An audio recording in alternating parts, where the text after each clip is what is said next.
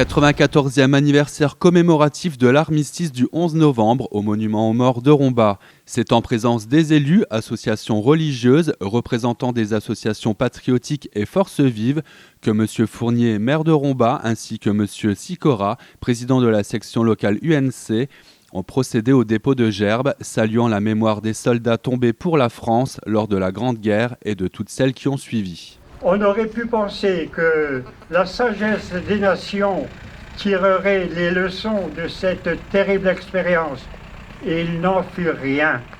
20 ans plus tard, une nouvelle guerre provoquant la mort de 2 fois plus de personnes, tout cela de ce songeur.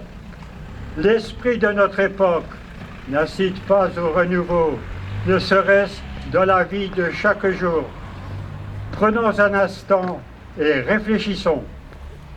L'observation courante, l'expérience, nous oblige bien trop souvent à constater la violence présente à tous les niveaux dans notre société, depuis l'injure qui blesse jusqu'à l'agression qui tue pour des raisons plus ou moins sordides. Malheureusement, tout cela n'est pas nouveau et cela dure depuis l'existence de l'humanité.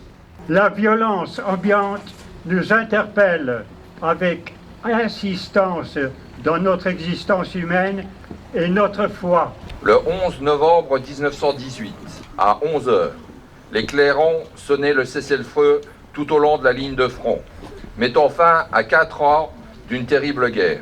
Premier conflit mondial qui marque par son ampleur et par le nombre de victimes, militaires et civiles, l'entrée brutale dans ce XXe siècle sanglant. La Grande Guerre marquera à jamais les esprits. Car malgré la joie de la victoire, les familles pleuraient leurs morts.